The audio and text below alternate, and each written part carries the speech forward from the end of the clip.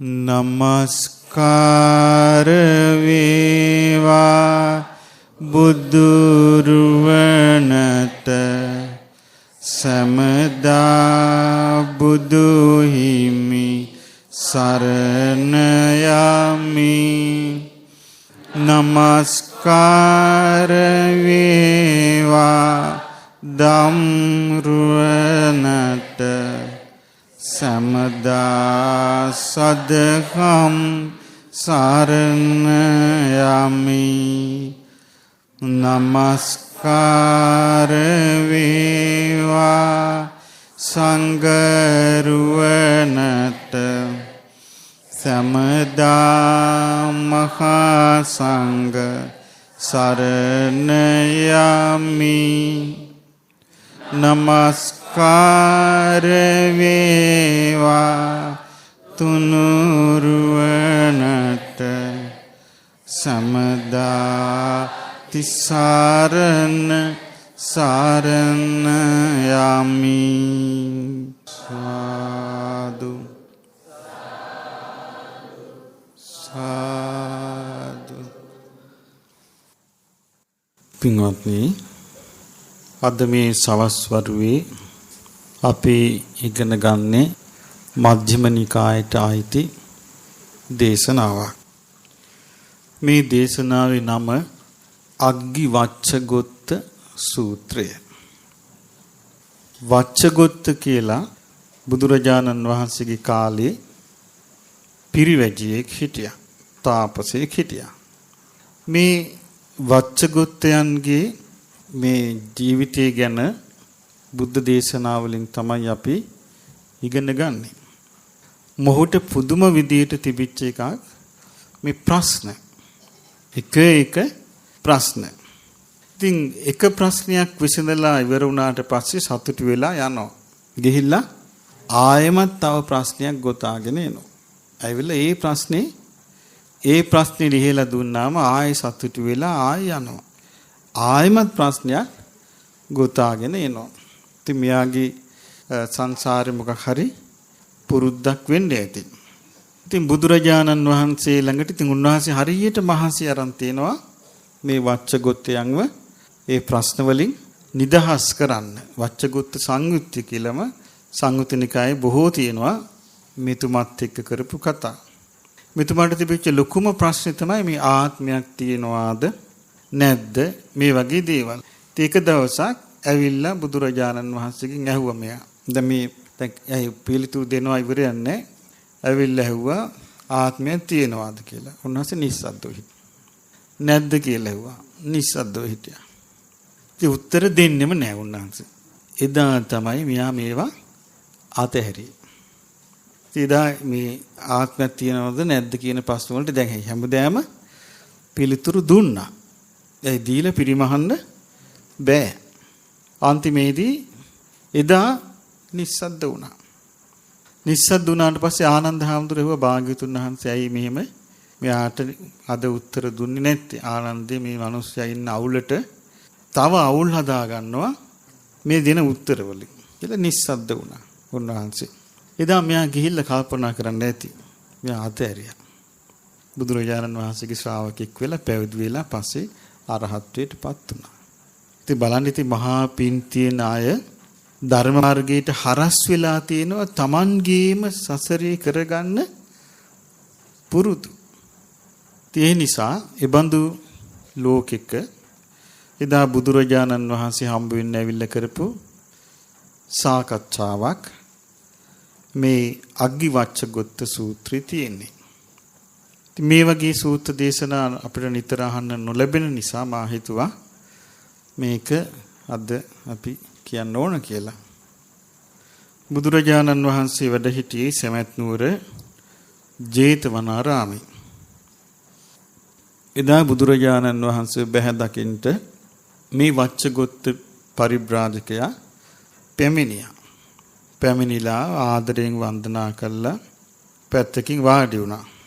වාඩි වෙලා මෙයා අහනවා, බවත් ගෞතමයන් වහන්සේ මේ ලෝකය සදාකාලිකයි කියන මතයක් තියෙනවා.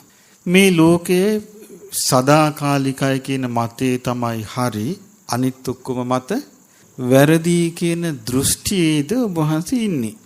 දැන් මේක මෙයා අහනවා.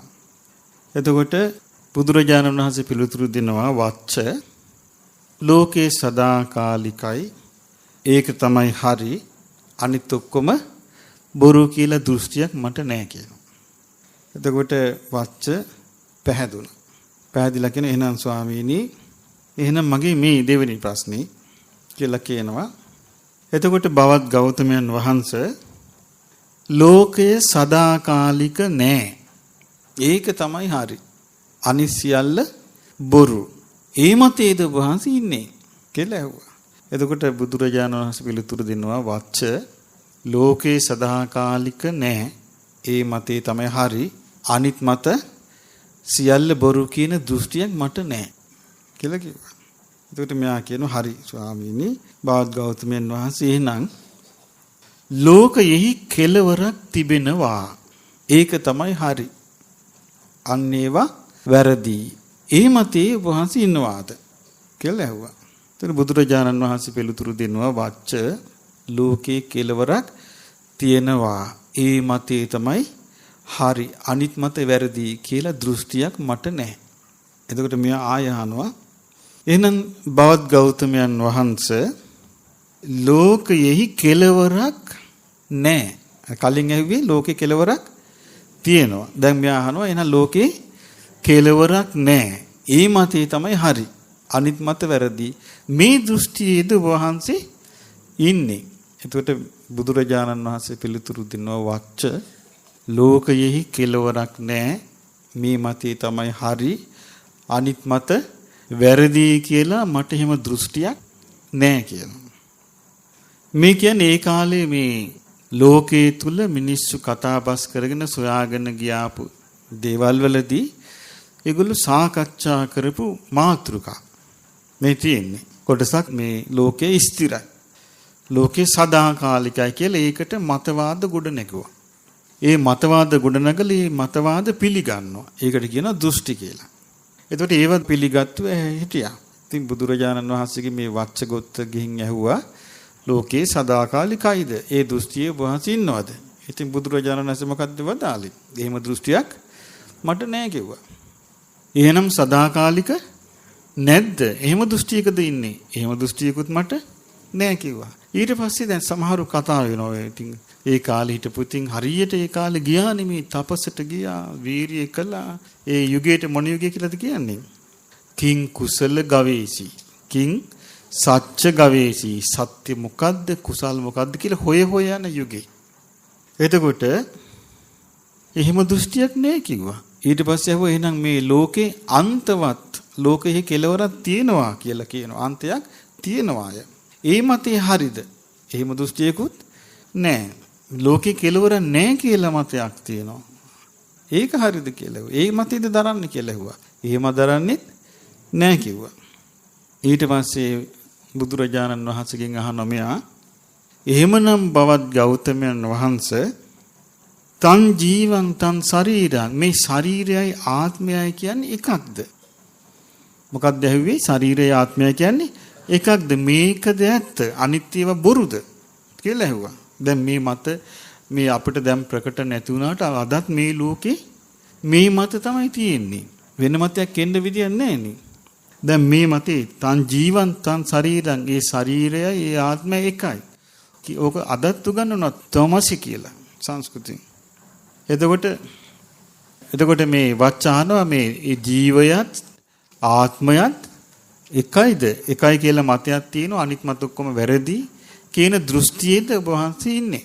එතකොට මේ බුදුරජාණන් වහන්සේ පිළිතුරු දෙනවා වච්ච එයයි ජීවය එයයි ආත්මය කියලා කියන අදහස තමයි හරි. අනිත්‍ය බොරු කියලා දෘෂ්ටියක් මට නැහැ කියනවා. ඊට පස්සේ අහනවා එහෙනම් බවත් ගෞතමයන් වහන්සේ අඤ්ඤං ජීවං අඤ්ඤං ශරීරං. ඔව් ආත්මයේ වෙනින් එකක් ශාරීරියේ වෙනින් එකක් කියලා මතයක් තියෙනවා. ඒතකොට ඒක හරි අනිත් ඒවා බොරු කියන ඒ දෘෂ්ටිය දෙන්නේ කියලා ඇහුවා. එතකොට බුදුරජාණන් වහන්සේ පිළිතුරු දෙනවා වච්ච ආත්මය අනිකක් ශරීරය තව එකක්. මේක තමයි හරි අන්සියල්ල බොරු කියලා දෘෂ්ටියක් මට නැහැ කියනවා. ඊට පස්සේ තවත් තිබුණා ඒ කාලේ තිබිච්ච ප්‍රශ්නයක් තථාගත ඒ කියන්නේ විමුක්තියට පත්වෙච්ච කෙනා උපදිනවද නැද්ද? ඉතින් මේ ප්‍රශ්න ටික ඔන්න මෙයාගේ හිතට ආවා. ඉතින් මෙයා කියන එහෙනම් බවත් ගෞතමයන් වහන්සේ හෝති තථාගතෝ පරමරණ තථාගතයන් වහන්සේ මරණින් මත්තේ ඉන්නවා. ඒකයි හරි. අන්න ඒවා අන් අදහස් බොරු. මේ මතයේද ඔබ වහන්සේ ඉන්නේ. එතකොට බුදුරජාණන් වහන්සේ පිළිතුරු දෙනවා වච්චය තථාගතයන් වහන්සේ මරණින් මත්තේ ඉන්නවා. මේ මතේ තමයි හරි අනිත් මතේ බොරු කියන එක ඒක දෘෂ්ටියක්.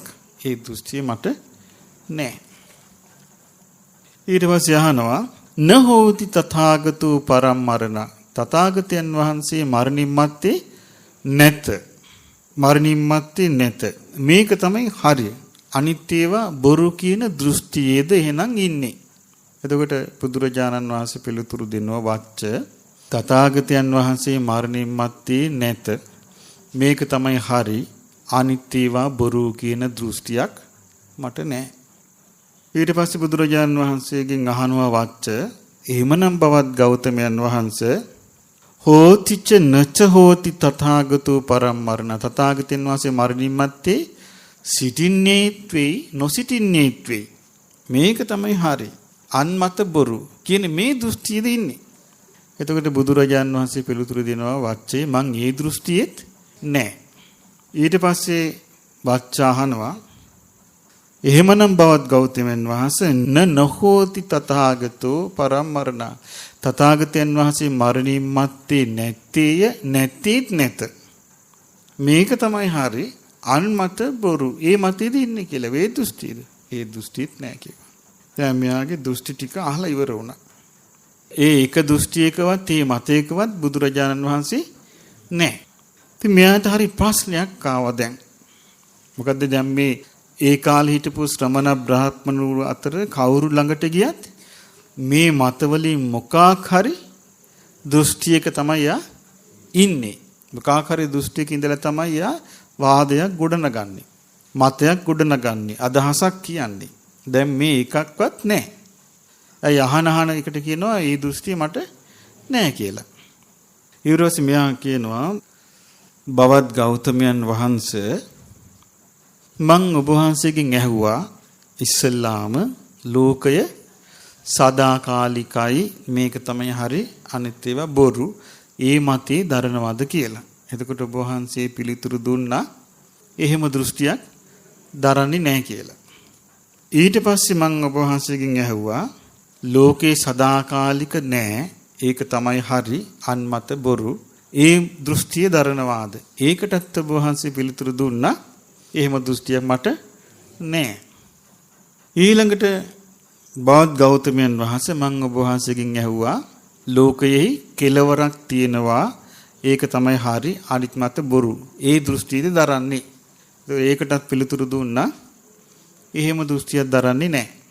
ඊට පස්සේ මම ඔබ වහන්සේගෙන් ඇහුවා ලෝකයේ කෙලවරක් නැහැ. ඒක තමයි හරි අනිත් අදහස් බොරු. එහෙම දෘෂ්ටියක් දරනවද කියලා ඇහුවා. එතකොට ඔබ වහන්සේ ඒකටත් උත්තර දුන්නා මං එහෙම දෘෂ්ටියක් දරන්නේ නැහැ. ඊට පස්සේ වච්ච අහනවා එතකොට බවත් ගෞතමයන් වහන්සේ මං ඔබ වහන්සේගෙන් ඇහුවා ආත්මයයි ශරීරයයි එකයි. ඒක තමයි ඇත්ත අනිත් ඒවා බොරු. එහෙම දෘෂ්ටියක් දරනවාද කියලා. ඔබ වහන්සේ ඒකටත් උත්තර දුන්නා ආත්මය ශරීරය එකයි කියන දෘෂ්ටියක් දරන්නේ නැහැ කියලා. ඊට පස්සේ මම ඔබ වහන්සේගෙන් ඇහුවා ආත්මයේ වෙනින් එකක් ශරීරයේ වෙනින් එකක් මේක තමයි හරි අනිත්‍යව බොරු. ඉතින් ඒක එහෙම දෘෂ්ටියක් දරනවාද කියලා ඇහුවා. ඉතින් ඔබ වහන්සේ ඒකටත් පිළිතුරු දුන්නා එහෙම දෘෂ්ටියක් දරන්නේ නැහැ කියලා. යනවා ඊට පස්සේ බවත් ගෞතමයන් වහන්සේ මං ඇහුවා තථාගතයන් වහන්සේ මරණින් මත්තේ ඉන්නවා ඒක තමයි හරි අනිත්‍යව බොරු. ඒ දෘෂ්ටිය දරනවාද කියලා. ඔබ වහන්සේ ඒකටත් පිළිතුරු දුන්නා මං එහෙම දෘෂ්ටියක් දරන්නේ නැහැ කියලා. ඊට පස්සේ මං ඇහුවා තථාගතයන් වහන්සේ මරණින් මත්තේ නැහැ. ඒක තමයි හරි අනිත්‍යව බොරු. එහෙම දෘෂ්ටියක්ද ඔබ වහන්සේ දරන්නේ? එතකොට ඔබ වහන්සේ ඒකටත් පිළිතුරු දුන්නා මං එහෙම දෘෂ්ටියක් දරන්නේ නැහැ. එතකොට තථාගතයන් වහන්සේ මරණින් මත්තේ ඉන්නවා නැහැ. මේක තමයි හරි. අනිත් ඒවා බොරු කියන එහෙම දෘෂ්ටියද දරන්නේ නෑ. මං ඒක දරන්නෙත් නෑ කිව්වා. ඊට පස්සේ ඇහුවා තථාගතයන් වහන්සේ මරණින් මත්තේ නෑ නැත්තිත් නෑ. මේක තමයි හරි. අනිත් මත බොරු. මේ මතේද දරන්නේ මේ මතෙත් නෑ කිව්වා. දැන් පින්වත්නි අපිට මේක අහගෙන ඉඳිදී අපිට නම් නිකන් මේක තේරෙන්නේ මොනවා වගේද? කිසි වැඩකට නෑ වගේ නිකන් අපබ්‍රංශ වගේ. එතකොට නමුත් එහෙම වුණාට ඒ කාලේ මේව තමයි හරියට එක එක තැන්වල තාපසවරු, ශ්‍රමණවරු, පරිබ්‍රාජකවරු, නිගණ්ඨවරු නානා පිරිස් එකතු වෙලා ඒගොල්ලන්ට තිබිච්ච මේ වාද මණ්ඩපවල තිබිච්ච මේ බොහෝම ගැඹුරු අදහස් කතා කරලා තියෙන්නේ මේ මත අල්ලගෙන තමයි. ඒ නිසා අපිට මේක වැඩක් නෑ වගේ පෙවුනට මේක ඒගොල්ලන්ට මේ වච්චට හිම මහා විශාල දෙයක් මේ. එතකොට එයාට හරි ප්‍රශ්නයක් ඇති වුණා. මොකද ඇයි මෙහෙම එක දෘෂ්ටියක්වත් නැත්තේ? ඊට පස්සේ එහෙම ඇහුවනේ දැන් ඔබ වහන්සේ මේ කොහොම නැහැ කිව්වා දෘෂ්ටි නැහැ කිව්වා. ඉතින් බුදුරජාණන් වහන්සේ වදාලා වච්ච ලෝකේ සදාකාලිකයි කියන මාතෘකාවට පැටලිලා ගියොත් මේක දෘෂ්ටියක් කිව්වා. ඕකත් එක්ක දෘෂ්ටි අවුලක් හට ගන්නවා කිව්වා. ඕක නිකන් දෘෂ්ටි කාන්තාරයක්. ඒ කියන්නේ දෘෂ්ටි වලින්ම පිරීලා එනවා. දෘෂ්ටි වලින්ම ගහන වෙනවා. මේ දෘෂ්ටි හුල් දෘෂ්ටි සැලෙනවා. මේ දෘෂ්ටි වලට බැඳෙනවා. ඊළඟට සදුක්ඛං සවිඝාතං සෞපායාසං සපරිලාහං මේක දුක් සහිත පීඩා සහිත වේදනා දෙන එකක් වෙනවා කිව්වා ඕක. දැන් අපි ගත්තොත් දැන් මේ ලෝකේ සදාකාලිකයි කියලා යම් මතයක ඉන්නවද කවුරු හරි ඒ මතේ ඉන්න එක්කෙනාට මේ ලෝකය අනිත්‍යයි නැසෙනවා වෙනසෙනවා කියන දෙයක් ඇහුනොත් එයා අහන්න කැමතිද? අහන්න කැමති නෑ. බුදුරජාණන් වහන්සේ දේශනා කරනවා දැන් සමහර දවස්වලට උන්වහන්සේ වඩිනවානේ දිව්‍ය ලෝක වලට වඩිනවා, බ්‍රහ්ම ලෝක වලට වඩිනවා. ඉතින් වැඩම කළා උන්වහන්සේ මේ අනිත්‍ය ස්වභාවය උන්වහන්සේ දේශනා කරනවා. මේ පංච උපාදානස්කන්ධේ රූපේ, වේදනාවේ, සංඥාවේ, සංස්කාර විඥානේ අනිත්‍යයි, දුකයි, අනාත්මයි කියලා. එහෙම උන්වහන්සේ දේශනා කරද්දී ඒ දේශනාව මේ ලෝකෙට ගණන් නොගෙන ඉන්න බෑ. කියන්නේ උන්වහන්සේ දේශනා කරන්නේ ප්‍රාතිහාර්ය සහිතවද ප්‍රාතිහාර්ය රහිතවද? ප්‍රාතිහාර්ය සහිතව. ඉතින් උන්වහන්සේ උපමාවකට දේශනා කළා තියෙන්නේ උන්වහන්සේගේ දේශනාව නිකන් සිංහ නාදයක් වගේ කියලා. සිංහයා ගුහාවේ ඉඳලා එළියට ඇවිල්ලා ඇඟේ කේසර සොලවලා ගොදුරු වලට යන්න ඉස්සර වෙලා වටපිට බලලා සිංහ නාද කරනවා කියනවා. එහෙම නාද කරාම අහස ඇසුරු කරගෙන හිටපු පක්ෂීන් අහසට පැන නගිනවා කියනවා. ජලයේ ඇසුරු කරගෙන ඉන්න සතුන් ජලයට රිංගනවා කියනවා. ඊළඟට බෙන ඇසුරු කරගෙන ඉන්න සතුන් බෙනීට රිංගනවා කියනවා. වනයේ ඇසුරු කරගෙන ඉන්න සතුන් වනයේට රිංගනවා කියනවා. ඊළඟට දන්වැල් වලින් ගැට ගහලා ඉන්න ඇතුන් දන්වැල් කඩාගෙන දුවනවා කියනවා. සිංහ නාදෙ. ඉතින් ඒ වගේ කියනවා තථාගතයන් වහන්සේගේ ධර්ම දේශනාව. ඉතින් අපිට තේරෙන්නේ නැහැ ඒක මේ වෙද්දි උන්වහන්සේ කවර ප්‍රාතිහාරයක් ඒකෙදි දැක්ුවාද කොයි ආකාරයෙන්ද උනේ කියලා. ඉතින් ඒකේ තියෙනවා සඳහන් කළා. උන්වහන්සේ වදාළ මහණෙනි ඇතැම් විට මෙහෙම ධර්මයේ කියද්දි මේ බ්‍රහ්ම රාජවරු කලන්ත දානවා කියනවා. සිහිනෙතු වැටෙනවා කියනවා. මේ පපුවට අත් ගගහ කෑ ගහනවා කියනවා. අපි මෙච්චර කල් හිතන් හිටියේ මේක සදාකාලිකයි කියලා. අපි මෙච්චර කල් හිතන් හිටියේ මේකේ ආත්මයක් තියෙනවායි කියලා. දැන් නැහැලු.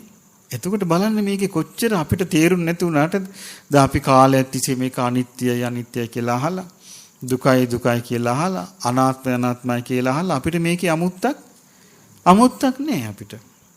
නමුත් මේව නොවැසූ කෙනෙකුට එකපාරට හරි කම්පනයක් ඇති වෙනවා. ඒකයි බුදුරජාන් වහන්සේ වදාළේ වච්චය මේ ලෝකය සදාකාලිකයි කියන මතය සිටීම නිසා නොයෙක් විදිහේ ප්‍රශ්න ආරම්භ ඇති වෙනවා.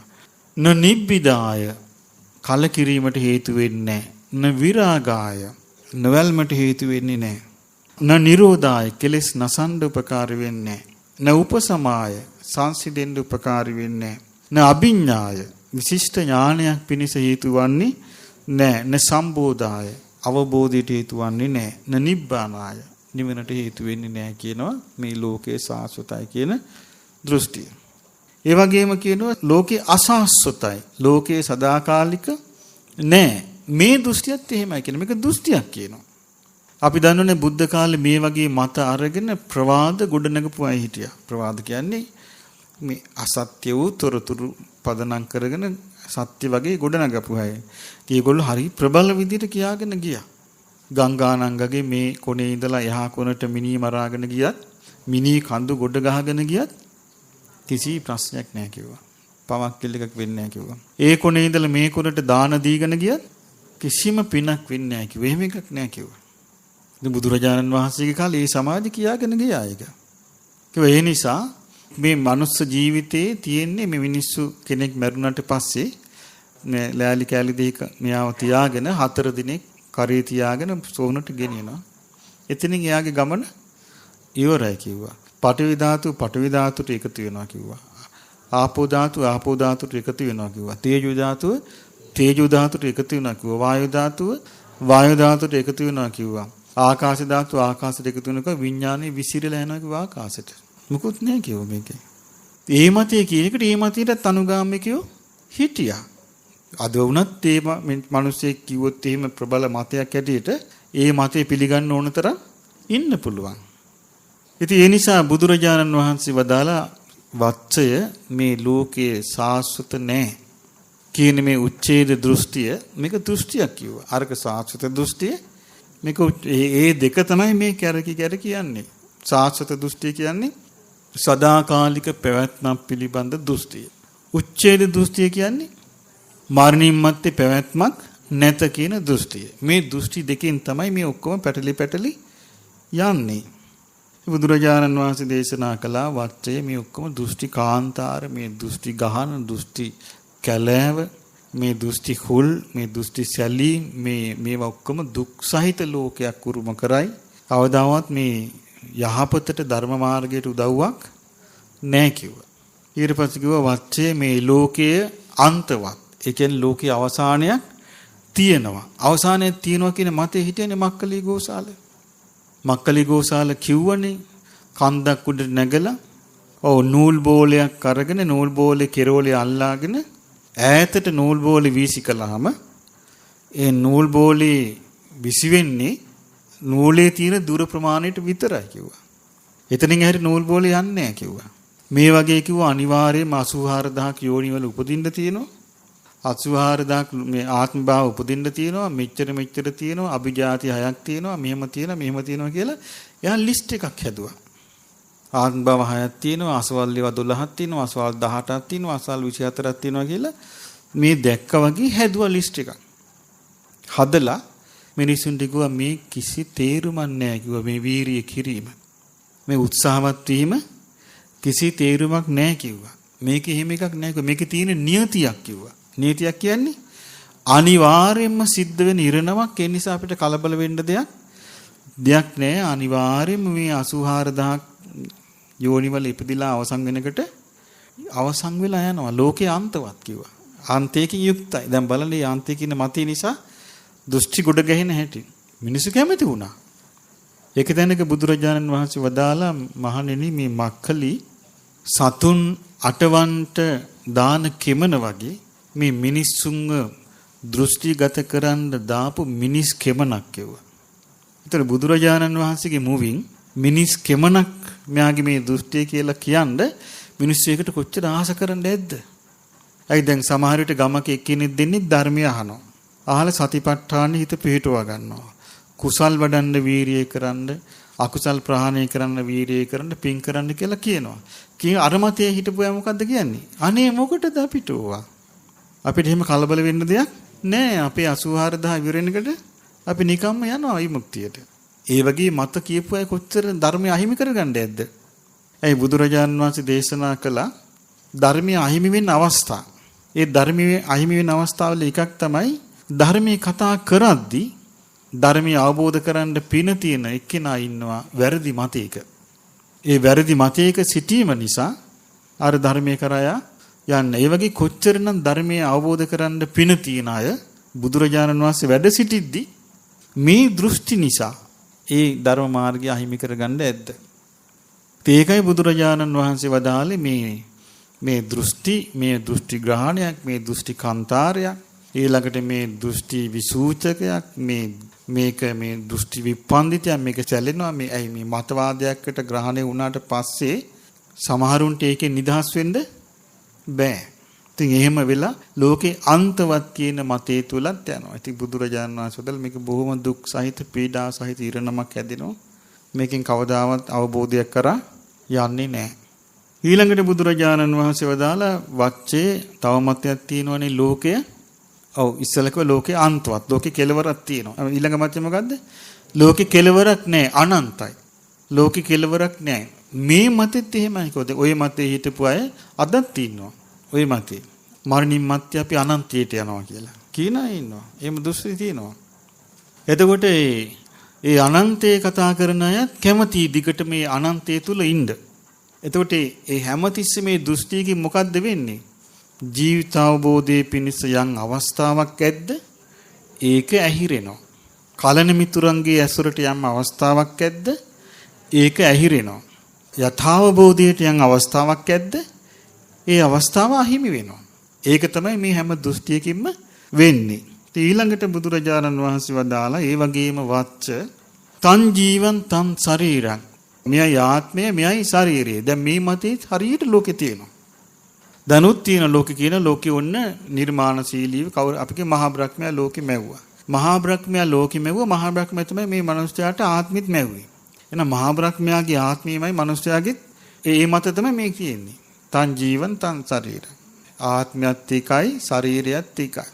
මේ මත වලට ආවට පස්සේ කවුරුවත් මේ තමන්ගේ ජීවිතයේ යහපත උදා කර ගැනීම පිණිස බලවත් උත්සාහයක් ගන්නෙ නැහැ. වීරියක් ගන්නෙ නැහැ. ඇයි?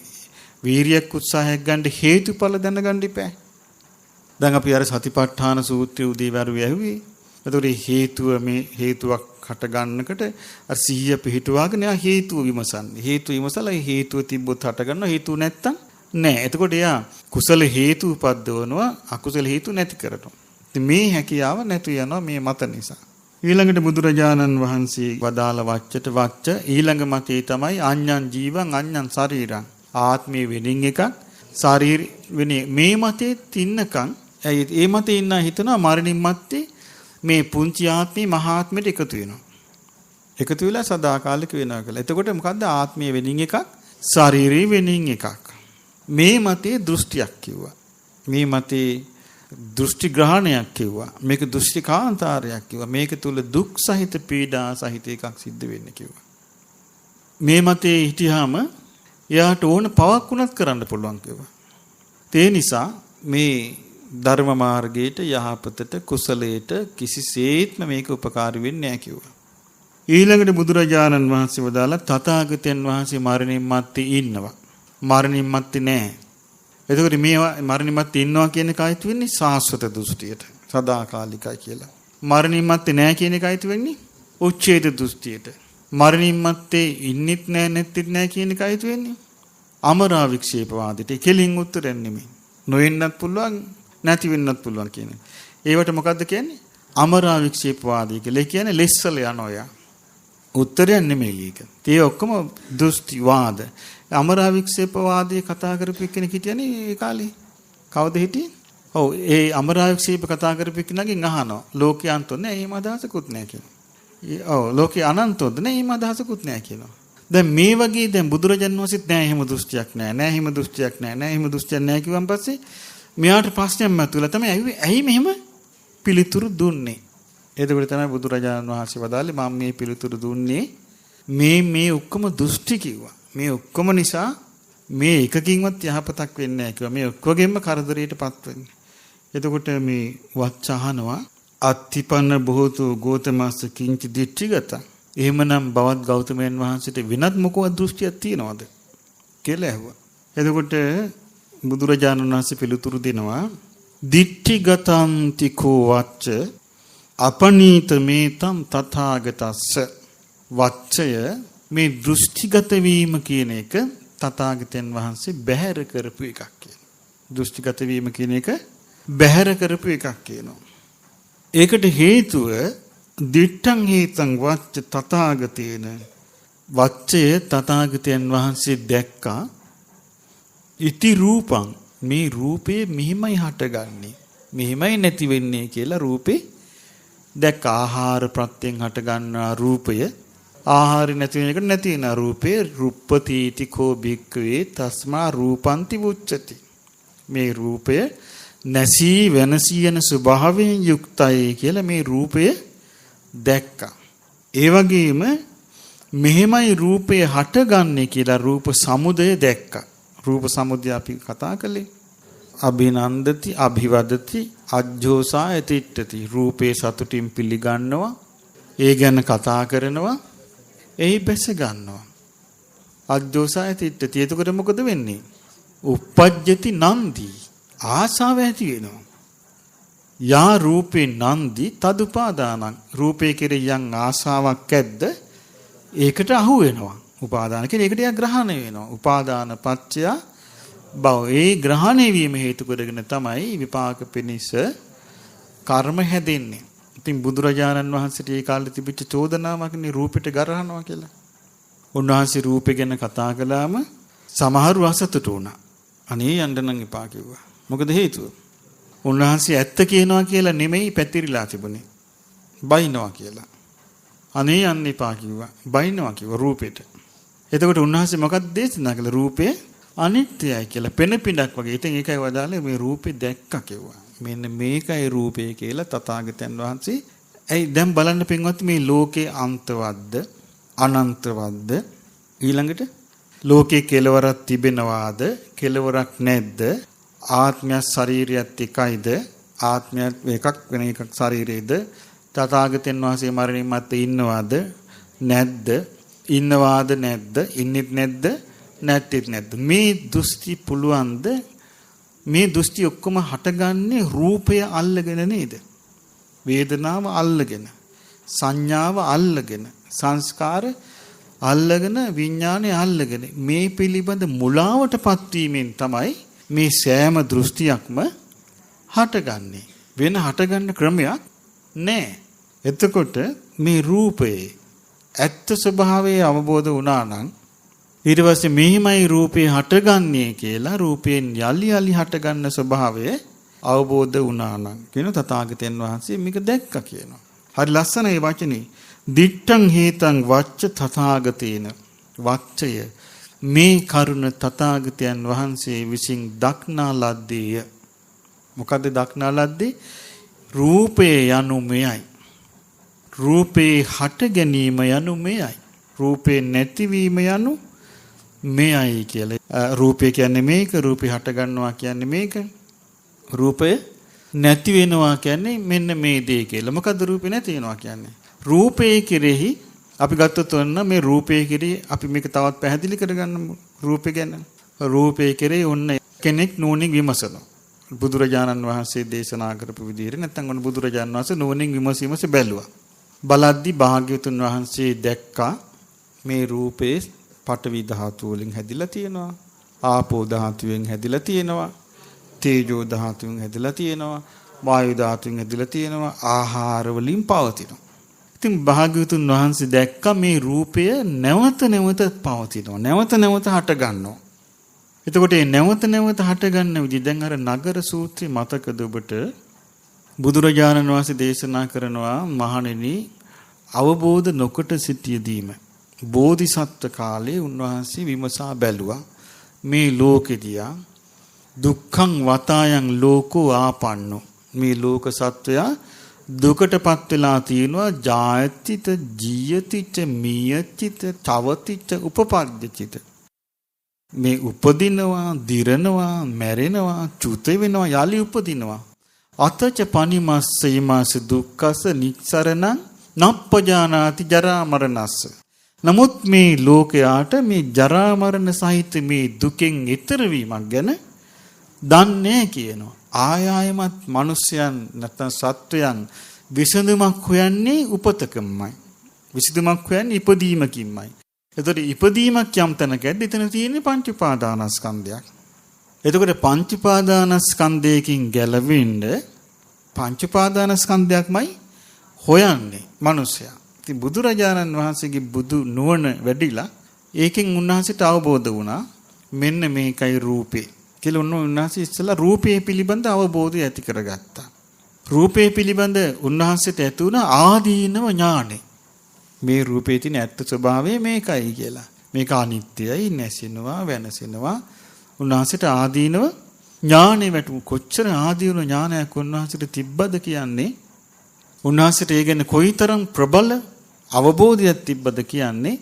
අනාගාමි ඵලයටපත් භික්ෂුන් වහන්සේ නමක් වීරිය නොකර හිටියා. මත්තේ ආශ්‍රවක්ෂේ කර ඥානෙ පිනිස වීරිය නොකර හිටියා. බුදුරජාණන් වහන්සේ ඇයි භික්ෂුව වීරිය කරන්නේ නැත්නම් අනේ ස්වාමිනී මං කල්පනා කළා බ්‍රහ්ම ලෝකෙ ගිහිල්ලා මේ ඊතුරු මාර්ගේ දියුණු කර ගන්නවා.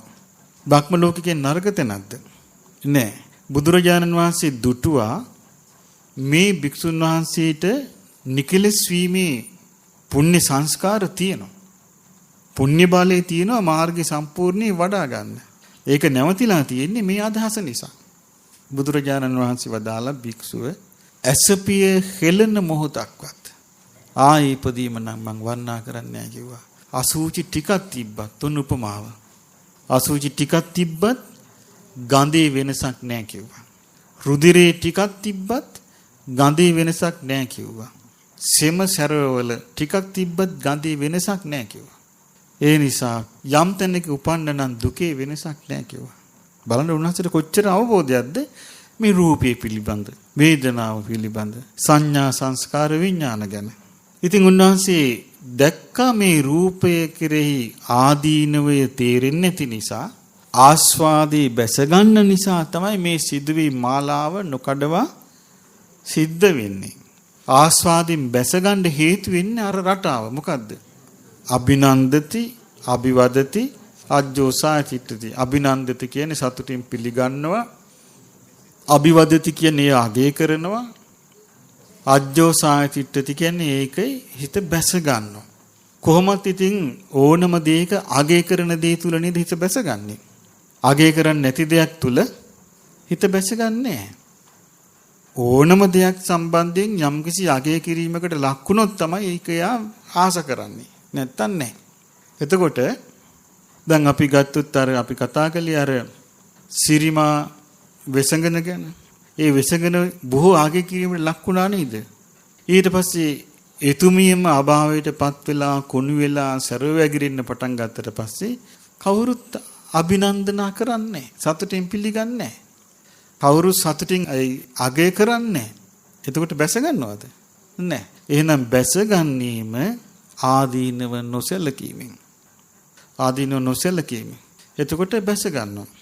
ඉතින් අනාගත ලෝකේ මේ ආදීනව කියන එක තවත් කතා බහේ නැතු යනවා. නැති වෙලා ආස්වාදයේම තමයි ඇති. දැන් අලුතින් සෙන්ට් වර්ග පවා ඇතිලා තියෙනවා. රුධිර සෙන්ට්. අලුතින් සෙන්ට් වර්ගයක් හදලා තියෙනවා ලේ වලින්. ඇඟේ ගා ගන්න. එතකොට බලන්න මේ මිනිස්සුන්ගේ ආස්වාදය සෙවිල්ල කොච්චර උමතු ස්වභාවයටද ක්‍රමක්‍රමෙන් යන්නේ. ඒ කියන්නේ මේ යථාර්ථයට ලං වෙන ලෝකයක් ඉදිරියේ නැහැ. ආදීනව කතා කරන ලෝකයක් නැහැ. ආස්වාදයේ ගැනම සිහිනමවන ලෝකෙ තමයි තියෙන්නේ. බුදුරජාණන් වහන්සේ මේක දැක්කා. එතකොට ආස්වාදයේ ගැන සිහිනමවන ලෝකෙට අර දෘෂ්ටි ටික තමයි හොඳට හරියන්නේ. දැන් බුදුරජාණන් වහන්සේගේ ධර්මයේ තුල තියෙන්නේ ආදීනවේ. ආදීනය ගැන කතා කළා. රූපේ ආස්වාදයේ උන්වහන්සේ ආස්වාදයත් මේකයි කියලා දන්නවා. ආදීනවත් දන්නවා. ඊට පස්සේ උන්වහන්සේ දේශනා කළ නිස්සරණේ. රූපස්ස අත්ංගම. රූපේ නිස්සරණේ. මොකද්ද රූපේ නිස්සරණේ? චන්දරාගේ ප්‍රහාණය කර. රූපේ කෙරේ තියෙන ඇල්ම ඇල්ම ප්‍රහාණය වෙනවා. ඇල්ම නිරුද්ධ වෙනවා. ඊට පස්සේ රූපේ සතුටින් පිළිගන්නේ. රූපය අගය කරන්නේ. රූපේ හිත බැසගන්නේ. එතකොට රූපේ කෙරේ යා රූපේ නන්දි සාන හෝති. රූපේ කෙරේ යම් ආස්වාදයක් හටගන්න ස්වභාවයක් ඇද්ද? ඒක නැහැ. එතකොට රූපේ කෙරේ නැති වුණාට පස්සේ උපාදාන ඇති වෙන්නේ නැහැ. උපාදාන නැත්තම් භවයක් නැහැ. භවයක් නැත්තම් ජාති ජරා මරණ මොකුත් නැහැ. බුදුරජාණන් වහන්සේ වදාළ මෙන්න මෙහෙමයි වච්ච මම මේක දැක්කා කිව්වා. මම මේ රූපේ යථා ස්වභාවය දැක්කා. රූපේ හටගන්නේ මෙහෙමයි කියලා දැක්කා. රූපේ නිරුද්ධ වීම දැක්කා. ඊට පස්සේ බුදුරජාණන් වහන්සේ වදාලා වච්ච මම දැක්කා වේදනාව මේකයි කියලා. මොකද හේතුව දැන් ওই දෘෂ්ටි ඔක්කොම හටගන්නේ මෙතනින් තමයි. මම දැක්කකෝ වේදනාව. වේදනාව කිව්වේ විඳීම. මේ ලෝකේ සැප විඳීම තියෙනවා, දුක් විඳීම තියෙනවා, උපේක්ෂා වේදනා තියෙනවා. දැන් සාමාන්‍ය ලෝකේ දැන් අපි ගත්ත සාමාන්‍ය ලෝකේ අපි යමක් කාලා බීලා යමක් ඇඳලා වටපිට යමක් බලලා යම්කිසි විඳීමක් ලබනවා නම් සතුටක් ඒක මොන වේදනාවද? සාමිස සුඛ වේදනා. යම්කිසි දෙයකින් අපිට දුකක් ලැබෙනවා නම් ඉබඳු පාරිසරික වශයෙන් සාමිස දුක් වේදනා. දැන් බුදුරජාණන් වහන්සේ ඒකේ තියෙන සැපේවත් අගය කළේ නැහැ. උන්වහන්සේ සැප වේදනාව කියන එක සමහර තැන්වල පනවලා තියෙන්නේ ධානයේට. ධානය තුල තියෙන සැපේ තමයි උන්වහන්සේ අගය කළේ. අනිශ්චප අගය කළේ. එක තැනක දේශනා කරලා තියෙනවා මහණෙනි මේ නිදුකින් සුවසේ සමාධියක් ධානයක් කෙනෙකුට හටගන්නේ නැත්තම් ඔය බාහිර සත්කාර සම්මාන ලාභ සත්කාර වලට ආස කරයි කියනවා. ඒක දැනක උන්වහන්සේ නිින්ද ගැනත් කියනවා එහෙම. මහණෙනි නිදුකින් සුවසේ මේ සමාධි සැපයක් නැත්තම් නිින්දට ආස කරයි කියනවා. ඒ කියන්නේ එතකොට අපිට පේන්නේ මොකද්ද? මේකේ තියෙන්නේ සැපේ කොතනද තියෙන්නේ කියන එකයි. අපිට හොයාගන්න තේරෙන්නේ නැහැ හේතු. අපි සැපේ කියන එක හැමතිස්සෙම දකින්නේ මොනවා හරි දිලා දැකලා. මොනවා හරි යමක් කාලා. මොකක් හරි ඇඳලා. ඉන්න තැන පිළිවෙලකට හදාගෙන අපි සැපේ දකින්න හැමතිස්සෙම ගොරෝසු එකක්. ඕලාරික එකක්. අපි දකින්නේ නිකම් මේ පස්වෙලා යන සැපයක්. බුදුරජාණන් වහන්සේ සැපේ හැටියට දැක්කේ කාමයන්ගෙන් වෙන්ව, අකුසලයන්ගෙන් වෙන්ව, චිත්ත ඒකාග්‍රතාවයෙන් යුක්තව මානසිකව විඳ විඳ ඉන්න සැපයක්. ඒ නිසා දැන් උන්වහන්සේ මේ වේදනාව ගැන හොඳට දන්නවා. සැප වේදනාවක් දන්නවා, දුක් වේදනාවක් දන්නවා, උපේක්ෂා වේදනාවක් දන්නවා. ස්පර්ශයේ ප්‍රත්‍යයෙන් වේදනාව හටගන්න හැටි උන්වහන්සේ දන්නවා. උන්වහන්සේ දකිනවා.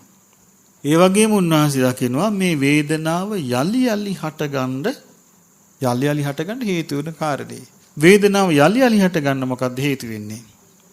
වේදනං අභිනන්දති අභිවදති. වේදනාව සතුටින් පිළිගත්තා, සතුටින් ಗುಣ කිව්වා, ඒකේ හිත බැසගත්තා. අපි කලින් ආත්ම වල ඉඳලා මේ සංසාරේ පුරාම හැම සත්වයක්ම කරගෙන එන රටාව ඒක. ඉතින් බුදු කෙනෙක් තමයි මේ රටාවෙන් ඉස්සෙල්ලම මිදෙන්නේ. දැන් මේ අනික තමයි දැන් බලන්න මේ වච්චගේ මේ ප්‍රශ්න වලට වෙන කෙනෙකුට නම් උත්තර දෙන්න බෑ. උත්තර දීලා පිරිමහන්නත් බෑ. දැන් බුදුරජාණන් වහන්සේ දැන් මේ උත්තර දෙන රටාව දැන් ඉස්සෙල්ලම ඇහුවේ මොකද්ද? එහෙනම් බවත් ගෞතමයන් වහන්සේ ඔබ වහන්සේට වෙනත් මොකවත් දෘෂ්ටියක් තියනවාද? ඒත් බුදුරජාණන් වහන්සේ වදාළ මේ දෘෂ්ටිගත වීම කියන එක වච්ච තථාගතයන් වහන්සේ බැහැර කරපු එකක් කිව්වා. ඒක අතහැරලා දාපු එකක් කිව්වා. ඒකට හේතුව මොකද්ද? තථාගතයන් වහන්සේ විසින් මේ කාරණේ දැක්කා. මොකද්ද දැක්කේ? මේ මෙහිමයි රූපේ හටගන්නේ. මේකයි රූපේ. මේමයි රූපේ හටගන්නේ. මේමයි රූපේ නැතිවන්නේ. මේකයි විඳීම. මේකයි සැප විඳීම. මෙහෙම දුක් විඳීම. උතින් උන්වහන්සේ තේරුම් ගත්තනේ දුක් සහගත ස්පර්ශයක් ඇති වුනහම දුක් විඳීම හට ගන්නවා. සැප සහගත ස්පර්ශයක් ඇති වුනහම සැප විඳීම හට ගන්නවා. උපේක්ෂා සහගත ස්පර්ශයක් ඇති වුනහම උපේක්ෂා සහගත ස්පර්ශයක් ඇති වෙනවා. අවිද්‍යා සහගත මනසින් යුතු කෙනා මේ තුනම වැළඳ ගන්නවා. දැන් දුක් සහගත ස්පර්ශය නිසා දුක් සහගත වේදනාවක් හටගත්තාම අපිට ඒක පිළිගැනීමකින් තොරව ඒකට ප්‍රතික්‍රියාවක් දක්වන්න පුළුවන්ද? බෑනේ. අපිට ස්පර්ශය කෙරෙහි තෘෂ්ණාවක් නැත්තම්, ස්පර්ශය කෙරෙහි මුලාවක් නැත්තම්, ස්පර්ශය නිසා දුක්ඛාගත ස්පර්ශයෙන් දුක්ඛාගත වේදනාවක් හට ගන්නවා දැක්කොත් එනං එයා දකින්න තියෙන අනිත්‍යයක් විතරයි.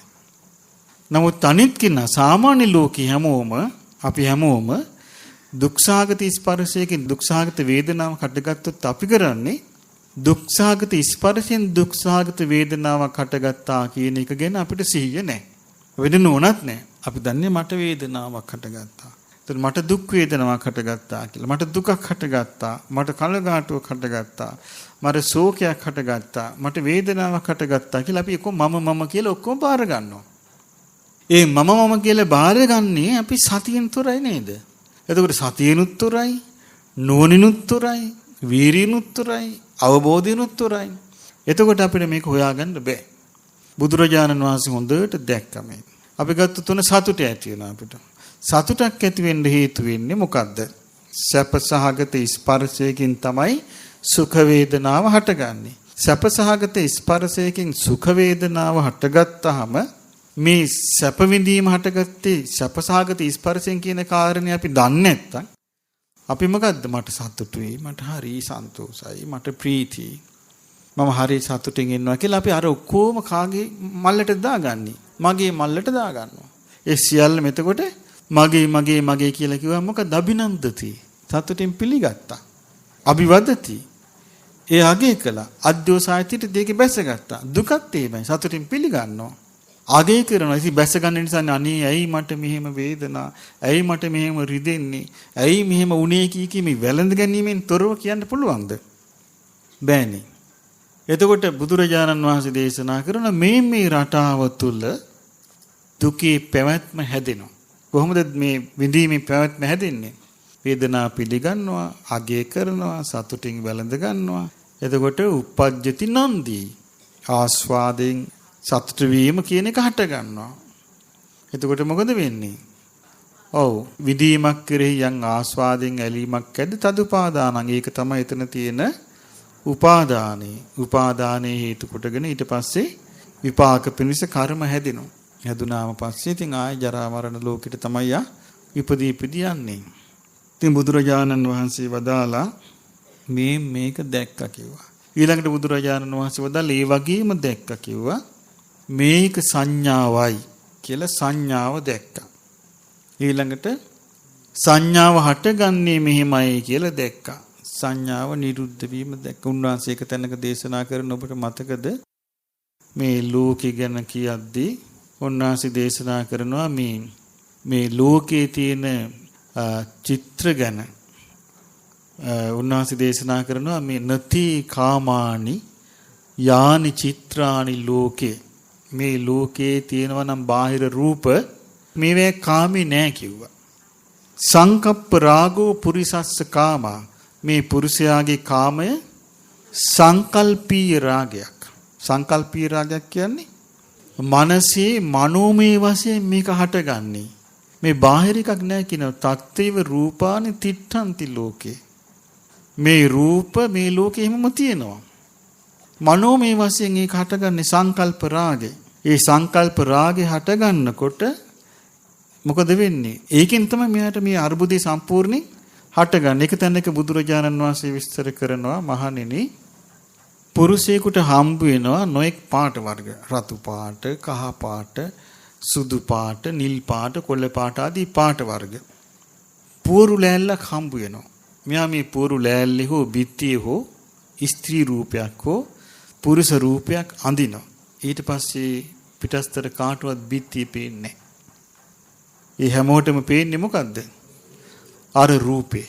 ඒ වගේ කියනවා මේ අපි මේවට බැඳිලා යන්නේ. එතකොට මේ සංකල්ප රාගකින් යන්නේ. එතකොට සංකල්ප රාගකින් යනකොට මේ තමන්ගේ බලන විදියට තමයි පේන්නේ. ඉතින් බුදුරජාණන් වහන්සේ දේශනා කරන මේ සංඥාව උන්වහන්සේ අවබෝධ කළා. සංඥාව අවබෝධ කළා. උන්වහන්සේ සංඥාව අවබෝධ කළා මොකක් වගේද? මිරිගුවක් වගේ කිව්වා. මිරිගුව කියන එක නැති දෙයක් තියෙනවා වගේ පේනවා. නැති දෙයක් තියෙනවා වගේ පේනවා. එතකොට ඒ වගේ බුදුරජාණන් වහන්සේ මේ සංඥාව ගැන තීරුවේ. ඉතින් උන්වහන්සේ පෙන්වනවා මේ රූප සංඥා, ශබ්ද සංඥා, ගන්ධ සංඥා, රස සංඥා, පොට්ටබ්බ සංඥා, ධම්ම සංඥා. මේ සංඥාවල් අවබෝධ කළා කිව්වා. මේ සංඥාවල් කෙරෙහි හිත බැසගෙන මේක අගය කරලා ඒ කෙරෙහි හිත පිහිටුවාගෙන වාසය කිරීම නිසා තමයි ආයමත් මේකට බැඳිලා මේ උපාදාන පත්‍ය භවෝ භව පත්‍ය ජාති මේ වැඩ පිළිවෙලට යන්නේ. ඒක තමයි කියනවා සංඥාවේ හට ගැනීම. සංඥාවේ නිරෝධය මොකද්ද? සංඥාව කෙරෙහි අවබෝධයක් ඇති වෙලා සංඥාව කෙරෙහි ඇල්ම දුරු වුණා නම් සංඥාව පිළිගන්නේ නැහැ. සංඥාව පිළිගන්නේ නැහැ. පිළිගන්නේ නැත්තම් කිසි දෙයක් කරන්න බෑ කාටවත්. දැන් ලෝකේ මොන සංඥාවල් ආවත් ඒ සංඥාවත් පිළිගන්නේ නැත්තම් මොකද්ද මානසික ස්වභාවය? මානසික ස්වභාවය නිලුම්පතක් වගේ. ඒ නිලුම්පතේ දිය බින්ද දැම්ම කියලා ඒ දිය බින්දුව නිලුම්පතේ උරා ගන්නෑ. ඒක රූරා වැටෙනවා. ඒ වගේ තමයි නොපිළිගන්නව නම් හිතේ ස්වභාවය. එතකොට බුදුරජාණන් වහන්සේ වදාලා මේ අනබිනන්දති අනබිවදති අනජ්ජෝසාය තිට්ඨති. එතකොට පිළිගන්නේ නැහැ, අගය කරන්නේ හිත බැසගන්නේ. එතකොට නන්දි හටගන්නේ නැහැ. එතකොට උපාදාන නැහැ. භව නැහැ. එතකොට සංඥාවෙන් නිදහස්. දැන් මේක හොඳට 100න් අහගන්න ඕනේ කාරණාව නිසා මම ඔබට මේ විස්තර කරන්නේ. දැන් මේ බුදුරජාණන් වහන්සේ විස්තර කරන්නේ මේ රහතන් වහන්සේ ගැන. බුදුරජාණන් වහන්සේ වදාළේ මොකද්ද? මේ වච්ච තථාගතයන් වහන්සේ මේ කාරණේ දැක්කා. මොකද්ද දැක්කේ? මේක රූපේ. රූපේ හටගන්නේ මෙහිමයි. රූපේ නිරුද්ධ වෙන්නේ මෙහිමයි. එහෙම දැක්කනම් රහත්නේ. නිකලෙස්. වේදනාව කියන්නේ මේක. වේදනාව හටගන්නේ මෙහිමයි. වේදනාවගේ සම්භවය වේදනාව නිරුද්ධ වන්නේ මෙහිමයි. මෙහිමයි සංඥාව. සංඥාව හටගන්නේ මේ ආකාරයට. සංඥා නිරුද්ධ වෙන්නේ මේ ආකාරයට කියලා දැක්කනම් එතනදී දැන් ඉතුරු වෙන්නේ කෙලස් තියෙයිද? නැහැ. ඊළඟට බුදුරජාණන් වහන්සේ විස්තර කරලා මේව සංස්කාර. සංස්කාර කියලා උන්වහන්සේ විස්තර කරන්නේ පංච උපාදානස්කන්ධයේදී බොහෝ විට චේතනා. උන්වහන්සේ සංස්කාර විවිධ විදිහට තෝරලා තියෙනවා. සංකතං අபிසංකරොන්ති ති සංඛාරා කියලා මේ සංස්කාරයකින් කරන්නේ සංකතය ආයේ සකස් කරනවා. දැන් අපිට මේ ඔක්කොම තියෙන්නේ මොනවද? සංකත. සංකත කිව්වේ හේතු ප්‍රත්‍යයන්ගෙන් අනිත්‍ය වූ දේවල් වලින් හටගෙන තියෙන්නේ. අනිත්‍ය දේවල් වලින් හටගත් එක අනිත්‍ය දේවල් වලින් පෝෂණය විය යුතුයි. හැබැයි ඒ වගේම ඒක නැති වෙලත් යනවා. නවත්තන්න බෑ. ඒතර සංකතයක තියෙන ලක්ෂණය මොනවද? හට ගැනීමක් පේනවා. වෙනසීමක් පේනවා. වෙනස් වෙමින් පැවතීමක් පේනවා. ඉතින් මේ ලක්ෂණي අපේ හැම දිනාගෙම තියෙනවා. එතන මේ සංස්කාරයක තියෙන ලක්ෂණ. කර්ම විපාකත් තියෙනවා. කර්ම විපාක ඵල දෙනව නැතු වෙනවා. ආයි විපාක ඵල දෙනවා නැති වෙනවා. ආයි විපාක ඵල දෙනවා නැති වෙනවා. ඉතින් මේ සංස්කාර බුදුරජාණන් වහන්සේ දැක්කා මේ මෙහෙමයි සංස්කාරයන්ගේ ස්වභාවය. උන්වහන්සේ හොඳම උපමා දීලා තියෙනවා. ආයි අපිට අලුතෙන් උපමාවල් හදන්න දෙයක් නැහැ. උන්වහන්සේ කුමක්ද සංස්කාර වලට පෙන්වා දුන්නේ? ඔව් හර සහිත අරටුව සහිතව මේක හරි සාරවත්ය හොඳය කියලා හොයාගෙන යනවා පුරුෂයෙක්. හරයක් අරටුවක් සාරයක් හොයාගෙන යනවා. යනකොට එයාට හම්බ වෙනවා ලොකු කෙහෙල් වත්තක්. මේ කෙහෙල් වත්ත හම්බුනම මෙයා හිතනවා මේ මහත දෙහිත හොඳ කෙහෙල් ගස් තියෙනවා. මම හිතන මේ කෙහෙල් ගස් වල අරටුවක් ඇති කියලා කෙහෙල් ගහ කපනවා. කපලා මොකද කරන්නේ? ඔව් සාරය පිළිගැනීමේ අදහසින් සාරය ගැනීමේ අදහසින් සාරයට ආසා කළා ඒ හොයනවා. දැන් කෙහෙල් පතුරු ගලව හොයනවා. හැබැයි මෙයාට තමන්ට හම්බෙච්ච කෙහෙල් ගහේ හම්බ වෙන්නේ නැහැ. නමුත් මෙයාට අරටුව පිළිබඳ දන්නේ නැති නිසා මම හිතනවා මේ ගහේ නැහැ. නමුත් අර ගහේ ඇති කියලා ඒ ගහ. එහෙම තමයි අපි මේ භවයෙන් භවය ආවේ. මේ ජීවිතය අපිට අපි හිතන දේ නැහැ.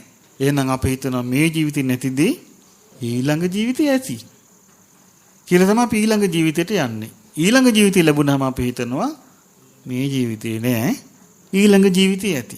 මේම තමයි මේ සංස්කාරවල අවසානයක් නැතුව මේ පැටලි හැමෝම යන්නේ. ඉතින් බුදුරජාණන් වහන්සේ දැක්ක මේ ස්වභාවය. දැකලා උන්වහන්සේ වදාලා මේ සංස්කාරයන් කෙරෙහි යා සතුටු වෙනවා. අභිනන්දති අභිවදති අජ්ජෝසාය චිත්තති. සංස්කාර සතුටින් පිළිගන්නවා. සතුටින් අගය කරනවා. එහි සිත බැස ගන්නවා. එතකොට නන්දි ආස්වාදින් සතුටු වීම ඇති වෙනවා. උපාදාන. උපාදානය ඇති වෙනවා මොකද වෙන්නේ? ආයතින් භවයක් හැදිලා මේක යනවා සංස්කාර වල පැවැත්ම යනවා. ඉතින් බුදුරජාණන් වහන්සේ පෙන්වා දෙනවා මේ සංස්කාරයන් අස්තංගමයට නැතිවීමට අභාවයට යෑමට මොකද්ද වෙන්න ඕන? ඔව් සතුටින් පිළිගන්නේ ආගය කරන්නේ හිත බැසගන්නේ. එතකොට ඒ කෙරේ ආස්වාදය හටගන්නේ නැහැ. එතකොට මේ උපාදාන නැති වෙනවා. මේ සංස්කාරයන්ගේ පැවැත්ම නැතු වෙනවා. ඉතින් උන්වහන්සේ විස්තර කළා මේ මෙහෙම දැක්කා කිව්වා. ඊට පස්සේ බුදුරජාණන් වහන්සේ වදාලා වච්ච විඥානෙත් දැක්කා කිව්වා. මේකයි විඥානය කියලා. උන්වහන්සේ විඥානෙ දැක්කා. හරියටම දැක්කා. උන්වහන්සේ ඒකයි විඥානය ගැන උපමාවක් දේශනා කළේ. මොකද්ද? ඔව් සිව්මන් සලක ඉන්න විඥාකාරයෙක්. මේ විඥාකාරයා එනේන ජනතාවට විඥා පෙන්නනවා. එතකොට මේ විඥා දිහා බලාගෙන ඉන්න සාමාන්‍ය ජනයා දකින්නේ මේ නැති දෙයක් තියෙනවා කියලානේ පේන්නේ. දැන් බලන්න මේ නැති මම අපිට මම පේනවනේ. මගේ කියලා එකක් අපිට පේනවනේ. මගේ පැවැත්ම මේ නැති දෙයක් නේ. මේ පේනවනේ දැන් අපිට ඒක. එතකොට බලන්න මේ ඒක මවල දීලා තියෙන්නේ කවුද? විඥානෙ විසින්. මවල දීලා තියෙන්නේ. ඊළඟ මේ පරිසරය තුල ඒකනේ මේ කෙලෙස් ඔක්කොම හටගන්නේ. විඥානෙ එක එක විදියට මවල දෙනවා. ඉතින් බුදුරජාණන් වහන්සේ දැක්ක මේකේ ස්වභාවය දැන් මේ මායා රූපී විඥානයේ ස්වභාවය බීජයක් පැලවෙන ස්වභාවය. උන්වහන්සේ දැක්ක මේ විඥානයේ පවතින්නේ රූපේ බැසගෙන විඳීමේ බැසගෙන සංඥාවේ බැසගෙන සංස්කාරයේ බැසගෙන තෘෂ්ණාවෙන් පෝෂණය වෙවි. මේ විඥානේ පවතින්නේ. ඉතින් උන්වහන්සේ මේ විඥානේ ස්වභාවය හොඳට දැක්කා. දැකලා වච්චට කියනවා වච්ච මේ විඥානයේ හොඳට මං දැක්කා. මේ විඥානේ පැවැත්ම හටගන්න විදියක් දැක්කා කිව්වා. ඒ විඥානේ සතුටින් පිළිගන්නවා. මමයේ මගේ කියලා පිළිගන්නවා, අගය කරනවා. එතකොට ආස්වාදයක් හට ගන්නවා. එතකොට ඒ ආස්වාදයෙන් උපාදානය හට ගන්නවා. උපාදානෙන් කර්ම විපාක හට ගන්නවා. ජරා මරණ වලට යනවා. විඥානේ පැවැත්ම මෙහෙම වෙන්නේ කියනවා. විඥානේ නැවැත්ම මෙහෙමයි කියනවා. ඊට පස්සේ බුදුරජාණන් වහන්සේ වදාලා වච්ච මේ නිසා තථාගතයන් වහන්සේ මේ සියලු මිමි, සියලු මැනීම්, සියලු හැඟීම්, මේ සියලු අහංකාර, මමංකාර, මානානුසය, මමය මාගේ කියන හැඟීම් මුල් බැසගත්තු මාන්න මේ සියල්ලක්සේ වෙලා විරාගයටපත් වෙලා නිරුද්ධ වෙලා අත්හැරලා සම්පූර්ණයෙන් අත්හැරලා කිසිවක් උපාදාන නොකොට මේ විමුක්තියටපත් වෙලා ඉන්නවා කියලයි මං කියන්නේ කියනවා. එතකොට කැරකිලා ආයමත් වච්චේන ඔයාගේ දෘෂ්ටියට. වච්චානෝ එහෙමනම් බවත් ගෞතමයන් වහන්සේ ඒ විමුක්තියටපත් වෙච්ච භික්ෂුවගේ විමුක්තිසිත මරණින් මත්තේ කොහෙද උපදින්නේ? ආයමත් එන්නේ ඒ ප්‍රශ්නයටම එනවා. කොහෙද උපදින්නේ කියලා. එතකොට බුදුරජාන් වහන්සේ වදාරනවා වච්ච උපදින්නේය කියන කරුණ මේකට ගලපන්න බෑ කියනවා. ඇයි මේ රූපේ බැසගෙන නැත්තම් වේදනාවේ සංඥාවේ සංස්කාරේ විඥානේ බැසගෙන නැත්තම් පිහිටලා නැත්තම් උපදින්නේ කියන කරුණ ගන්න බෑ කියනවා. එතකොට අහනවා එහෙමනම් බවත් ගෞතමයන් වහන්සේ නූපදින්නේද? වච්චය නූපදින්නේ කියන කාරණේ ගන්නත් බෑ කියනවා. ඇයි නූපදින්නේ කියන කාරණේ ඒකට ගන්න තියෙන්නේ රූපයක නූපදීම වේදනා සංඥා සංස්කාර විඥාන ගන්නත් බෑ කියනවා. එතකොට අහනවා වච්ච බවත් ගෞතමයන් වහන්සේ එතකොට උපදිනවා නූපදිනවා දෙකම තියනවාද කියලා අහනවා. ඒක ගන්නත් බෑ කියනවා. එතකොට අර හෝති තථාගතා පරම්මරණ ඒකම තමයි මේ අහන්නේ ආයෙමත්. එතකොට එහෙනම් උපදින්නේ නැද්ද? උපදින්නේ නැති නැද්ද? එහෙම ගන්නත් බෑ කියනවා. එතකොට මෙයා ආයි පැටලෙනවා. කවුද? වච්ච කියනවා අනේ බවත් ගෞතමයන් වහන්සේ. මේ විමුක්ති සිත් ඇති භික්ෂුව කොහෙද උපදින්නේ කියලා ඇහුවා. අහුවහම ඔබ වහන්සේ පිළිතුරු දුන්නා ඒක ගැලපෙන්නේ නැහැ කියලා. ඒ ප්‍රශ්නේ ගැලපෙන්නේ නැහැ ඒක ඉදින් නැහැ කිව්වා. උපදින්නේ නැද්ද කියලා ඇහුවා. ඒකත් ඉදින් නැහැ කිව්වා. ඊළඟට උපදින්නවාද නැද්ද කියලා ඇහුවා. ඒක ඉදින්නේ නැහැ කිව්වා. උපදින්නේ නැද්ද නැත්ති නැද්ද කියලා ඒකත් නැහැ කිව්වා. අනේ බවත් ගෞතමයන් වහන්සේ අනේ මං අවුල් වුණා කිව්වා. මං අවුල් වුණා කිව්වා. හරි ලස්සනයි වචන. එයා කියනවා ඉත්තාහම් බෝ ගෝතම අඥානමාපද්දින් අනේ මම තවත් නොදන්න බවට පත් වුණා. එත් සම්මෝහමාපදි මම මුලා වුණා කිව්වා තවත්. මං අවුල් වෙලා ගියා කිව්වා. බවත් ගෞතමයන් එක්ක මම කලින් කතා බස් කළා. අහු පසාද මට පොඩි පැහැදීමක් තිබ්බා. සාපි මේ ඊතරේ අන්තර මේ කතාවෙන් ඒක නැති වුණා කිව්වා. එතකොට බුදුරජාණන් වහන්සේ වදාලා වච්ච මේ ඔබට මේ වුණ අවුල ඔබේ මුලාව මේ වෙන්න සුදුසු එකක් ඔබට මේ උනේ. කන වච්ච ගම්බීරෝහායන් වච්ච ධම්මෝ මේ වච්චය මේ මං කියාපු ධර්මය ගැඹුරුයි. දුද්දසෝ දකින්න අමාරුයි. දුරනුබෝධෝ අවබෝධ කරන්නත් අමාරුයි.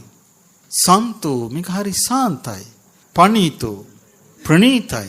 අතක්කාවචරෝ තාර්ක කර කර ගන්න බෑ.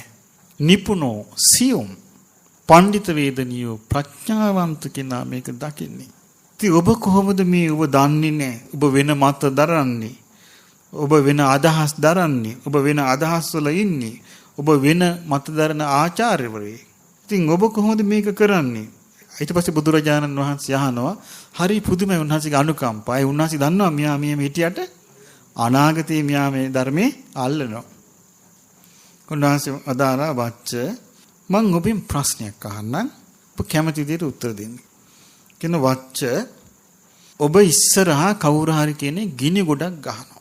දැන් ඔන්න ඔබ ඉස්සරහේ ගින්න ඇවිලෙනවා. ඇවිලෙනකොට කෙනෙක් ඔබෙන් අහනවා භවත තමන් ඉස්සරහා මේ ඇවිලෙන ගිනි ගොඩ පේනවද?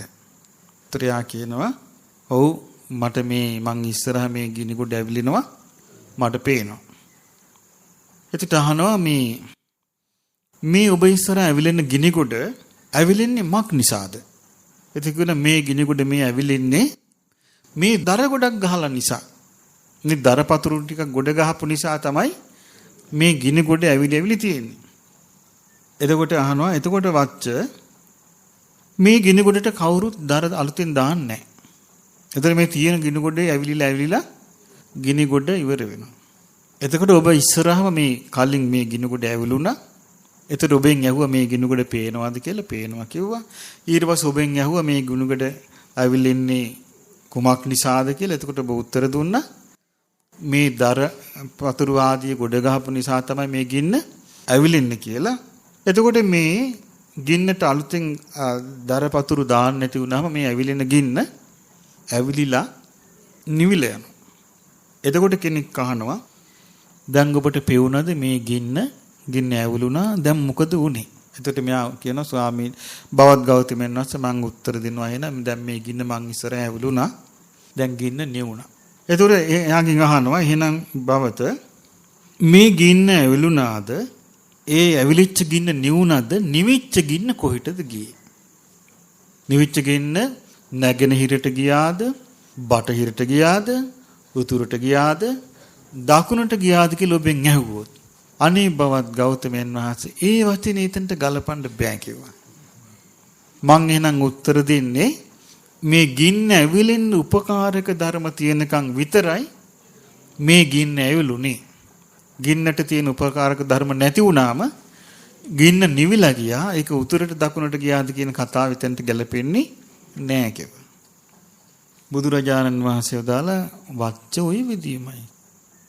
ඔය විදියමයි කිව්වා. වච්ච තථාගතයන් වහන්සේ කියලා නැත්තම් රහත් භික්ෂුව කියලා කෙනෙක් පණවනවා නම් පණවන්න තියෙන්නේ රූපෙ දිහා බලලා. රූපෙ දිහා බලලා තමයි මේ තථාගතයන් වහන්සේය කියලා පණවන්න තියෙන්නේ. තං රූපං තථාගතස්ස පහීනං. ඒ රූපය තථාගතයන් වහන්සේට ප්‍රහාණයි. දැන් තථාගතයන් වහන්සේ රූපේ තුලින් වැඩ හිටියට රූපේ ප්‍රහාණයි. ඇයි රූපේ අවබෝධ කළා? රූපේ සමුදය ප්‍රහාණය කළා. රූපේ නිරෝධය සාක්ෂාත් කළා. රූපයක් නැහැ. අල්ලගත් රූපයක් නැහැ. ආස්වාදයෙන් බැඳිච්ච රූපයක් නැහැ. මමය මාගේ කියලා ගත්තු දෙයක් නැහැ. ඒක ලෝක සම්මුතියෙන් තියෙනවා තථාගතයන් වහන්සේ කියලා මයින රූපයක්. මොකද ඒ රූපේ තුල තථාගතයන් වහන්සේ රූපේ ග්‍රහණය කළා නැහැ. එතකොට බුදුරජාණන් වහන්සේ වදාලා ඒ රූපේ තථාගතයන්ට ප්‍රහාණය වෙලා තියෙන නැවත කවදාවත් ඒ රූපේ හටගන්නේ කවදාවත්ම හටගන්නේ අනභවකතං අභාවයට පත් වෙලා ආයතින් අනුපාද මත්තේ කිසි දවසක ඒ රූපේ හටගන්නේ. රූප සංඛා විමුක්තෝ රූපේ අවබෝධ කළා රූපෙන් නිදහස් වෙලා ඉන්නේ. කියනවා රූප සංඛා විමුක්තෝ කෝ වාච්ච තථාගතෝ තථාගතයන් වහන්සේ රූපය අවබෝධ කරලා නිදහස් වෙලා ඉන්නේ. තථාගතෝ ගම්බීරෝ ඒ නිසායි තථාගත ස්වභාවය ගැඹුරුයි. අප්පමෙය්‍යෝ ප්‍රමාණයක් කරන්න බෑ කියනවා. ඒ ප්‍රමාණයක් කරන්න මනින්න ඕනේ. මයින්ඩ් එකක් නැහැ. දුප්පරියෝගාව ඒ කියන්නේ මිම්මක් මයින්ඩ් බෑ. පමණක් කරන්න බෑ. දැනගන්න බෑ එතකොට. මෙච්චර ප්‍රමාණයයි කියලා දැනගන්න දැන්. නැත්තම් අනිත් ඕනම සත්‍යයකගේ ප්‍රමාණය මයින්ඩ් පුළුවන්. මේ මයින්ඩ් මොකෙන්ද? රූපේ, වේදනාවේ, සංඥාවේ, සංස්කාර විඥානෙන්. ඒ මොකක්වත් නැත්තම් ඒ කොහොම අතහැරලා ඒකෙන් නිදහස් වෙලා නම් මොකුත් නැහැ. ඊට පස්සේ බුදුරජාණන් වහන්සේ වදාලා සෙය්‍යථාපි මහා සමුද්දෝ මහා සාගරය වගේ කිව්වා. ඒ නිසා තථාගතයන් වහන්සේට උපදින්නේ යනවා ප්‍රශ්නේ ගැලපෙන්නේ නැහැ කිව්වා. උපදින්නේ නැත කියන එක ගැලපෙන්නේ නැහැ කිව්වා. උපදින්නේ නැහැ කියන එක ගැලපෙන්නේ නැහැ. උපදින්නේ නැති කියන එක ගැලපෙන්නේ නැහැ කිව්වා. ඒ නිසා කියනවා මේ වච්ච තථාගතයන් වහන්සේව යම් කිසි දෙයකින් පණවනවා නම් එක්ක පණවන්න තියෙන යම් වේදනාවකින් විඳීමකින් භාග්‍යවතුන් වහන්සේ සතුටින් වැඩ ඉන්නවා. නැත්නම් භාග්‍යවතුන් වහන්සේට පීඩාවක් මේ කට්ටිය ඇති කරලා තියෙන මොන හරි කියන්න තියෙන මොකෙන්ද? වේදනාවකේ. ඒ වේදනාව තථාගතයන් වහන්සේගේ පහිනා. ඒක ප්‍රහාණය වෙලා තියෙන්නේ. ඒක කිසිවක් මම මාගේ ආත්මය කියලා අරගෙන නැහැ. උච්චින්න මූලා මුලින්ම සිඳිලා ගිහිල්ලා තාලාවත්තු කතා. ඒ තාලාවත්තු කතා කියන්නේ ඒ කාලේ තිබිච්ච උපමාවක්. තල් ගසක මුදුන් කරටිය කැඩුනහම කිසි දවසක දලු දාන්නේ ඒ වගේ කියනවා. කවදාවත් හටගන්නේ නැහැ කියනවා. තථාගතයන් වහන්සේට පටිච්ච සමුප්පාදය තුල හටගන්න වේදනාව කිසි දවසක හටගන්නේ නැහැ කියන එක ප්‍රහාණය වුණාට පස්සේ. වේදනාව ගැන අවබෝධ කළ නිදහස් වූ තථාගතයන් වහන්සේ මහා සාගරය වගේ කියනවා. ගැඹුරුයි කියනවා. දැන් අපිට මේක හරි වැදගත් දේශනාවක්. මේ රහතන් වහන්සේගේ ස්වභාවය, තථාගතයන් වහන්සේගේ ස්වභාවය, අරහත් භික්ෂුවගේ ස්වභාවය තමයි මේ කියන්නේ. අපි මේක හිත පහදව ගන්න අපිට ප්‍රයෝජනයි. ඒ කියන්නේ දැන් රූප වේදනා සංඥා සංකාර විඥාන කියන මේ පංච උපාදානස්කන්ධ අයිති මොකේටද? දුක්ඛාරි සත්‍යයට. එතකොට අරහත්ත්වයටපත් වූ රහතන් වහන්සේගේ දුක්ඛාරි සත්‍ය තියෙනවද? දුක නැහැනේ. දුකෙන් නිදහස් නේද? දුකට හේතුව තියෙනවද? දුකේ හේතු වෙන නිදහස්නේ. දුක්ඛ නිරෝධය තියෙනවා. දුක්ඛ නිරුද්ධ වෙච්ච බව තියෙනවා. දුක්ඛ නිරෝධය සාක්ෂාත් කරලා තියෙනවා. දුක්ඛ නිරෝධ ගාමිනී ප්‍රතිපදා සම්පූර්ණ කරලා තියෙනවා. ඒ නිසා බුදුරජාණන් වහන්සේ දේශනා කරනවා මේ වේදනාව තමයි මයින්වනම් මයින්ඩ් තියෙන්නේ. ඒක තථාගතයන් වහන්සේට ප්‍රහාණයි. සංඥාවකින් තමයි තථාගතයන් වහන්සේව මනින්න තියෙන්නේ. පණවන්න තියෙන්නේ. මේ සංඥාව තථාගතයන් වහන්සේට ප්‍රහාණය කළා තියෙන්නේ කියනවා. ඒ නිසා මේ ආයි කවදාවත් මේ සංඥාව හටගන්නේ නැහැ කියනද. යම් දවසක අරහත්ත්වයටපත් වුණාද, නිකලෙස් වුණාද, ඒ නිකලෙස් වීම තුල සියලුම රූපයෙන්, වේදනාවෙන්, සංඥාවෙන්, සංස්කාරයෙන්, විඥාණයෙන් නිදහස් වුණානේ. ඒක කවදාවත් ආයි පටිච්ච සමුප්පාදයක් හටගන්නේ. ඒ නිසා මහා සාගරය වගේ කියනවා, ගැඹුරුයි කියනවා, මනින්න බෑ කියනවා. ඊළඟට බුදුරජාණන් වහන්සේ වදාලා සංස්කාර තථාගතයන් වහන්සේ මයින්වනම් කෙනෙක් යම් කිසි සංස්කාරයකින් ඒ සංස්කාරයත් තථාගතයන් වහන්සේට ප්‍රහාණය වෙලා තියෙනවා. ඒ නිසා ඒ තථාගතයන් වහන්සේගේ සංස්කාරය නැවත හටගන්නේ නැහැ. එතකොට අවබෝධ කළ සංස්කාරයෙන් නිදහස් වෙච්ච තථාගතයන් වහන්සේගේ ස්වභාවය ගැඹුරුයි. කුමක් වගේද? මහා සාගරය වගේ කියනවා. ඒ මහා සාගරයේ මිම්මක් මෙච්චර ජල බිඳු තියෙනවා. මෙච්චර කියලා අපිට මයින්ඩ් පුළුවන්ද? ලෝකෙ මයින්ඩ් බෑ. මහා සාගරය වගේ කියනවා. තථාගතයන් වහන්සේගේ විඥානයකින් තමයි කෙනෙක් පණවන්න තියෙන්නේ. එතකොට තථාගත කියලා ලෝකේ කාට හරි පණවන්න තියෙන්නේ මොකෙන්ද? එක්ක රූපෙන්. එහෙම නැත්නම් විඳීමකින්. එහෙම නැත්නම් සංඥාවකින්. එහෙමත් නැත්නම් සංස්කාරයකින් එහෙම නැත්නම් විඥාණයකින්. බුදුරජාණන් වහන්සේ වදාළ මේ විඥාණය තථාගතයන් වහන්සේට ප්‍රහීනයි. අර විඥානීය ප්‍රහාණය ගැන හරි ලස්සන තියෙනවා. කීනං පුරාණං පැරණි කර්ම ක්ෂය වුණා. නවන් නත්ති සම්භවං අලුතෙන් සම්භවයක් නැහැ. විරත් චිත්තා ආයතිකේ භවස්මින් අනාගත භවයන් ගැන සිතේ ඇලීමක් නැහැ. තේ කීන බීජ විඥානයේ නැමැති බිජුවට පැලවෙන්නේ නැහැ. අවිරුල්ලි ඡන්දා මුලින්ම ඉදිරිලා ගිහිල්ලා තෘෂ්ණාව. එතකොට මේ රූපයෙන් වේදනාවෙන් සංඥාවෙන් සංස්කාරයෙන් විඥාණයෙන් පැවැත්මක් නැහැ. නිදහස් වෙලා තල් ගහේ මුදුන් කරටිය කැඩුනා වගේ.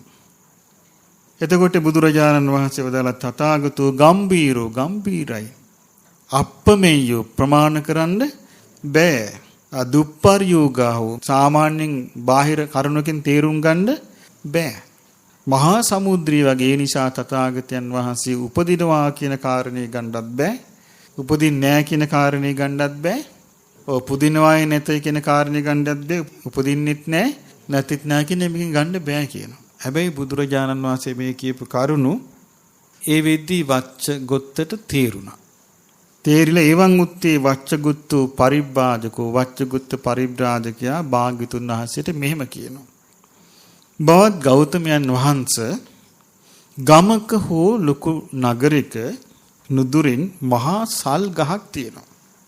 මේ සල් ගහේ අනිත්‍ය වූ අනිත්‍ය වෙලා යන අතු කොළ පතුරු ඒ ඔක්කොම ගැලවි යනවා.